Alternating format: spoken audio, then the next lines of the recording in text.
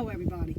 So I'm down here. It's what is today? Today is November 2nd, 2019. And I'm down here. I went live on Facebook just probably about 15 minutes ago.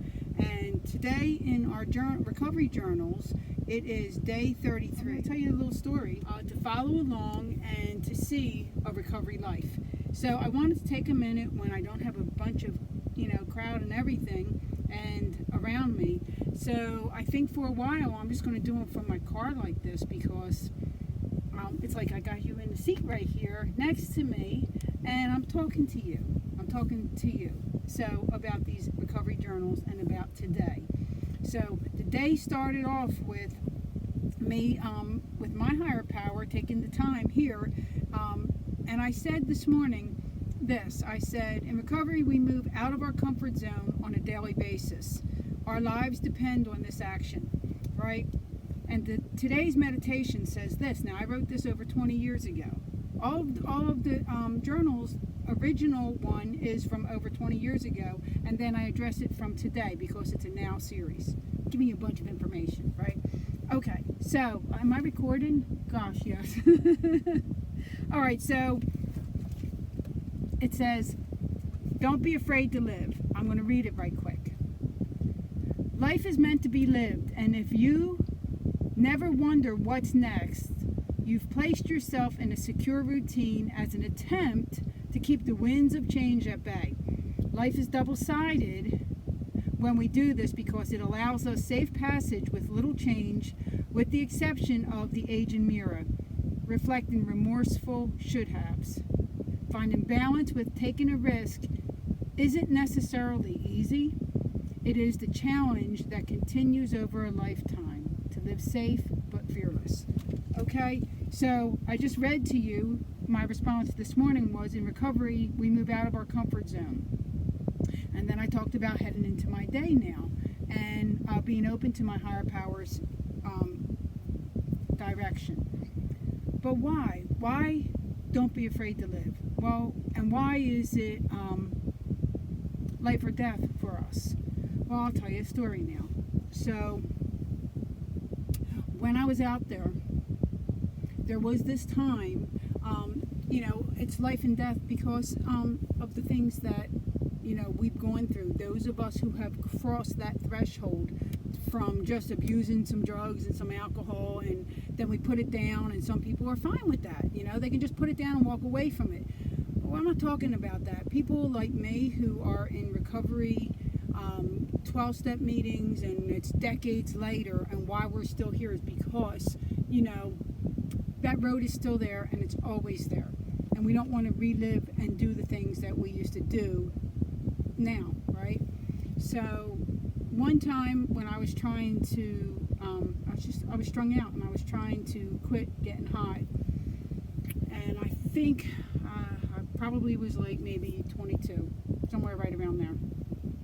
And it was me and Bernie and my little daughter Bernadette, and we were about to get kicked out of another one of our homes because we didn't pay bills. All our money went to getting high, so we would go from place to place until we got kicked out, right?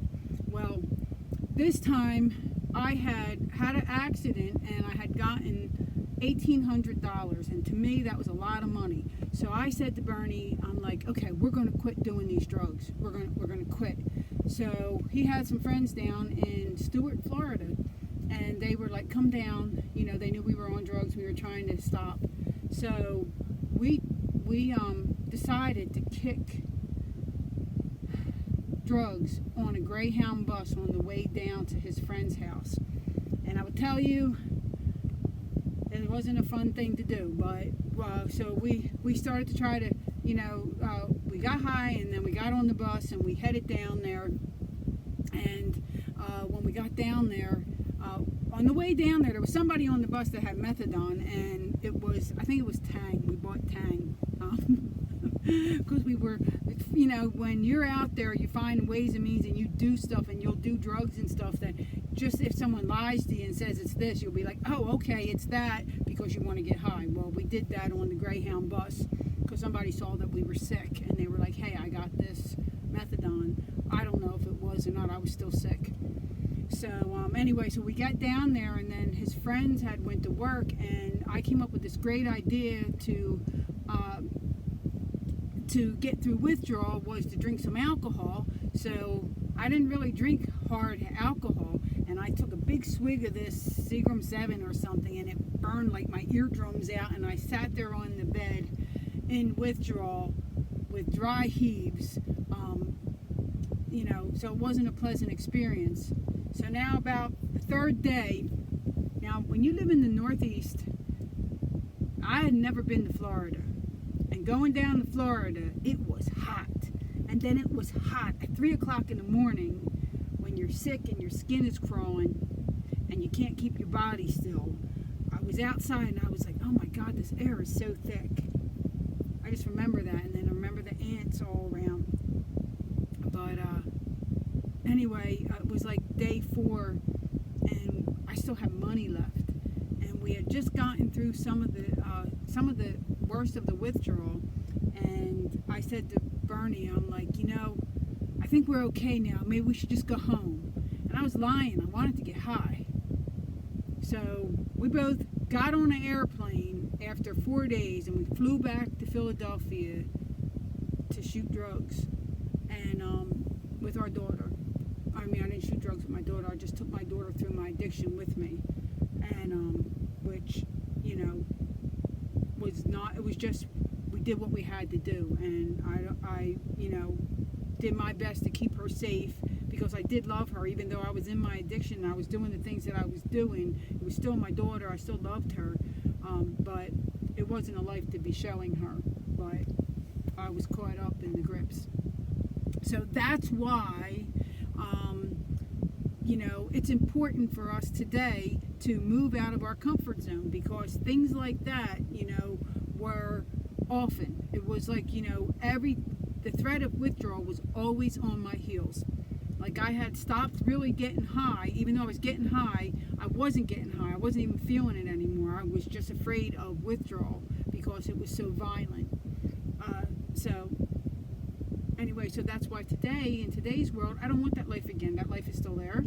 They're still there. A lot of people who are going through things similar to what I went through.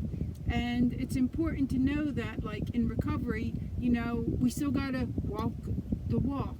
We don't only talk it, we learn to walk it, and we learn to reach out to other people and let you know that, like, people don't always understand addiction, and they say, well, you've been off drugs for 10 years or 20 years, why the hell do you still go to them meetings? Well, because I still got this head.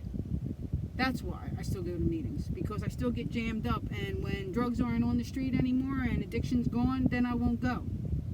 I'm a liar, because I have my friends there too. But anyway, all right, so now I don't want to stay on such a serious note, because the thing is, addiction is recovery is serious, but it's a lifestyle, and it's a great lifestyle, because it's without them chemicals, and it's about dealing with life on life's terms, whatever comes along, and then finding a way to have fun and smile along the way. So I hope to make some more of these videos and share that with you, because recovery definitely rocks.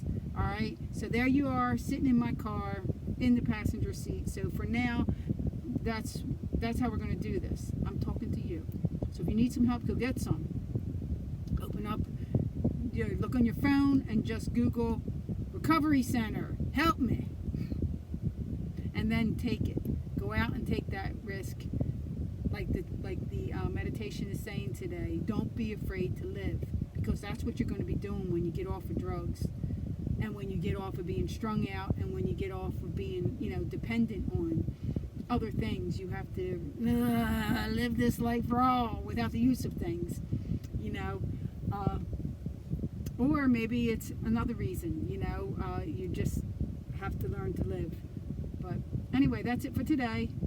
Today was day 33. Don't be afraid to live. All right, that's it. Bye. Where's the button?